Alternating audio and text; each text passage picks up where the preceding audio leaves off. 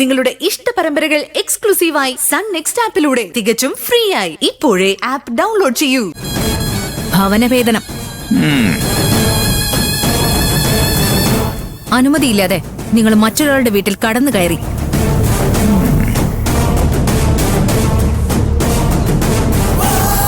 അതും ദുരുദ്ദേശത്തോടെ ഗുണ്ടകളുമായിട്ട്. അത് വെറും ട്രസ്പാസ് അല്ല, criminal trespass. IPC under section 442. മനസ്സിലായില്ല. മലയാളം വശമില്ല അല്ലേ?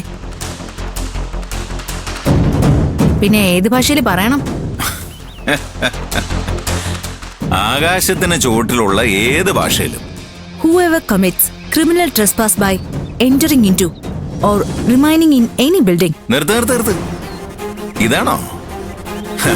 ഇത് ഞങ്ങൾക്കറിയുന്ന കാര്യം തന്നെയാ. എങ്കിൽ പിന്നെ അതിന്റെ ബാക്കി നിങ്ങളൊന്ന് പറഞ്ഞേ. ഇത് പറയാൻ ഞാൻ വേണമെന്നില്ല.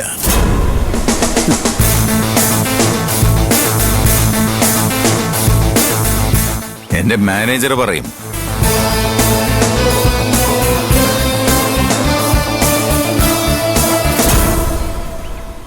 ഗണേശ പറഞ്ഞു കൊടുക്കടാ. Whoever commits criminal trespass by entering into or remaining in any building, tent or vessel used as a human dwelling, or any building used as a place of worship or as a place for the custody of property is said to commit house trespass under the section of 442. The Indian Penal Code 8060.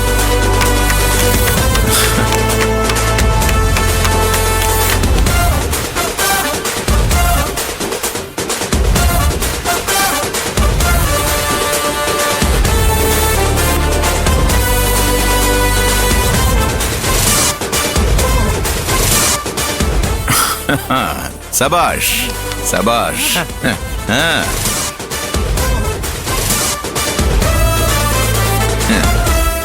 കണ്ടല്ലോ എന്റെ മാനേജർക്ക് പോലുള്ള വിവരം. കോട്ടും സൂട്ടും പത്രാസും കോടതിയൊന്നും വേണ്ട. നിയമം അരച്ച് കലക്കി കുടിച്ചു വച്ചിരിക്കുക. We are really Indian citizens.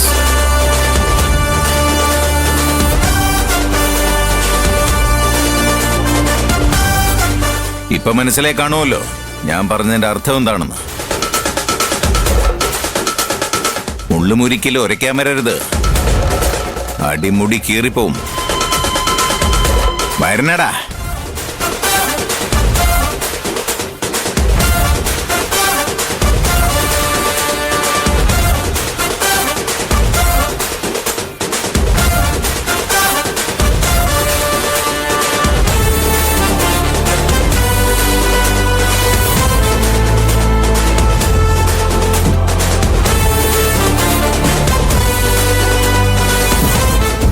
ഇപ്പൊ എന്താ സംഭവിച്ചത്?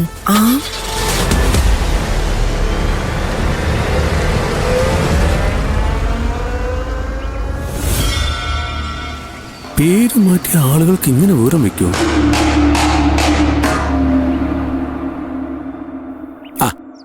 അതൊക്കെ പോട്ടെ. മോനെ ഹരിക്കുട്ട, യാത്രയൊക്കെ സുഖായിരുന്നോടാ? നീ വാടാ മോനെ. വക്കീലും വാ.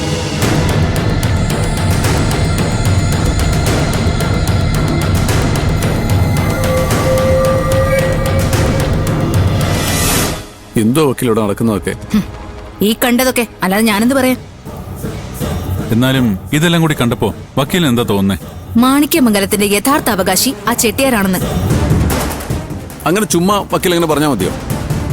എന്ത് തെളിവാനുള്ളത്? ഈ കണ്ടതൊക്കെ തന്നെ ധാരാളം അല്ലേ? ഒരു തെളിവില്ലാതെ അയാൾ ഇവിടെ വന്ന് ഇത്രയും ബഹളം ഉണ്ടാക്കോ? അപ്പോ വിശ്വട്ടിനെല്ലാം അറിയായിരിക്കുമല്ലേ? അത് വിശ്വനാഥൻ സാറിനോട് ചോദിക്കണം. എല്ലാ കുരുക്കളും ഒപ്പിച്ചു വെച്ചിട്ട് അദ്ദേഹം ആരോടും പറയാതെ എങ്ങോട്ടാ പോയത്? ആരോടും പറയാതെയൊന്നും അല്ല. അദ്ദേഹം കത്തെഴുതി വെച്ചിട്ടുണ്ടായിരുന്നു.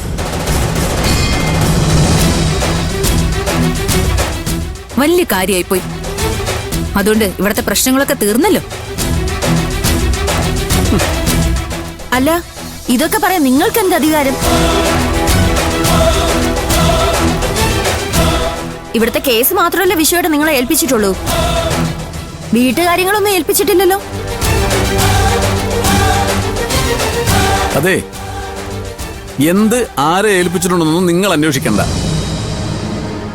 വക്കീലിനെ വിശ്വേട്ടൻ അങ്ങനെ പലതും പറഞ്ഞു ഏൽപ്പിച്ചിട്ടുണ്ടാവും. അതിന് നിങ്ങൾക്ക് എന്ത് വേണം? എന്താടാ വക്കീലിനെ പറഞ്ഞപ്പോ നിനക്കങ്ങ് നൊന്തോ?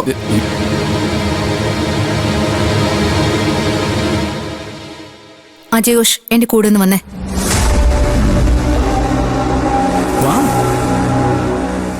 ഇപ്പൊ എങ്ങനെ ഇരിക്കുന്ന കാര്യങ്ങള്?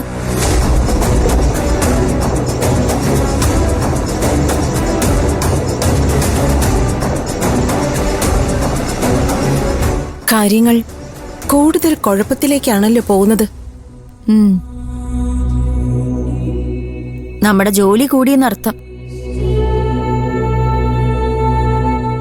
ഡി, നീ ഇതൊന്നും കാര്യമാക്കണ്ട. തളർന്നു പോവരുത്. തകർത്തെറിയാൻ തന്റെ ഇടത്തോടെ നിൽക്കണം.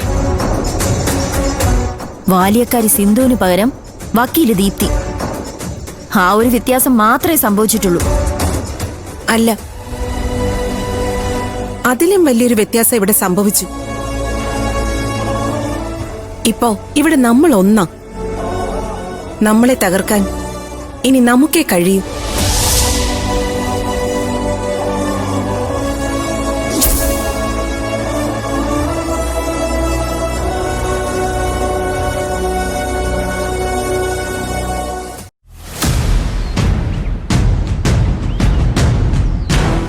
നിങ്ങളെ തകർക്കാൻ ഇനി നിങ്ങൾക്കേ കഴിയൂ.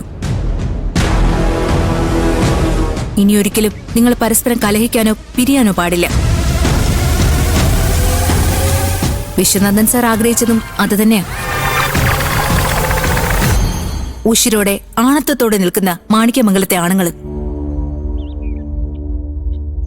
അങ്ങനൊരു ദിവസം വന്നു എന്ന് ഉറപ്പായാൽ വിശ്വനാഥൻ സാർ ചിലപ്പോ മടങ്ങി വന്നു എന്ന് തന്നെ വരും. ഏട്ടൻ വക്കീലിനോട് അങ്ങനെ പറഞ്ഞു? പറഞ്ഞില്ല. പക്ഷെ അങ്ങനെ സംഭവിച്ചാലും അത്ഭുതപ്പെടാനില്ല. അനുജന്മാരാണ് തന്റെ ബലമെന്ന് ഒരിക്കലല്ല 1000 തവണ അദ്ദേഹം എന്നോട് പറഞ്ഞിട്ടുണ്ട്. പെണ്ണുങ്ങളുടെ വാക്ക് കേട്ട് അവർ പിരിഞ്ഞു പോയതായിരുന്നു തന്റെ പരാജയത്തിന്റെ കാരണമെന്നും അദ്ദേഹം പറഞ്ഞിട്ടുണ്ട്. ഞാൻ അങ്ങനെ പിരിഞ്ഞൊന്നും പോയിട്ടില്ല എന്റെ വക്കീലെ. ഈ നിമിഷം വരെ എന്റെ ഏട്ടന്റെ കൂടെ ഞാൻ നിന്നിട്ടുള്ളത്. അതുകൊണ്ടാണല്ലോ ഏട്ടൻ എനിക്ക് മാത്രം മെസ്സേജ് അയക്കുന്നത്. ഇനി നിങ്ങൾക്കിടയിൽ ഞാനെന്നും നീയൊന്നും ഇല്ല. പണ്ടീ പെണ്ണുങ്ങളൊക്കെ ഇവിടെ വന്ന് കയറുന്നതിന് മുൻപ് നിങ്ങൾ എങ്ങനെയായിരുന്നോ അങ്ങനെ തന്നെ ആവണം. മാണിക്യമംഗലത്തെ ആണുങ്ങൾ ഒറ്റക്കെട്ടായി നിൽക്കണം.